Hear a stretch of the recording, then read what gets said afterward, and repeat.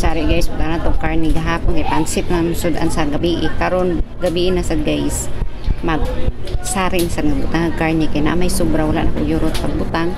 So nagluto taog sorry nga utang. Tinag ano na ko guys, nag-up na ko kay ha. Wala tong taga na itong isa kaya tigdong agad si Jorin. Pero lugay pa siguro to siya makauli. So karon ingkod sa kadyot ha, kaya na ako ikwento sa inyo. Hindi naman tayo nagmamalaki, hindi rin tayo nagbabawal lang ganun, pero mananghid, diba?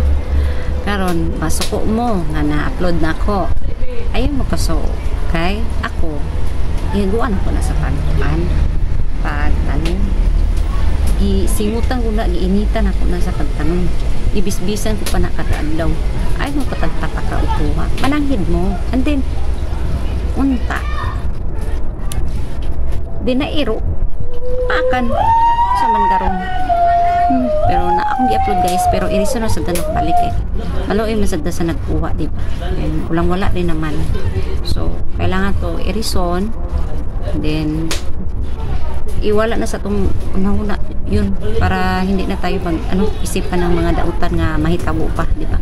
So ako to siya i-reason pag upload, i-upload na ko ngayon guys, mga 1 hour na, so ako to siya i-reason, malaking views but nakakaya naman sa pinost ko, di ba? So ako tong i-reason dayon, and then may puso naman tayo, si Lord na lang bahala sa kanila, di ba?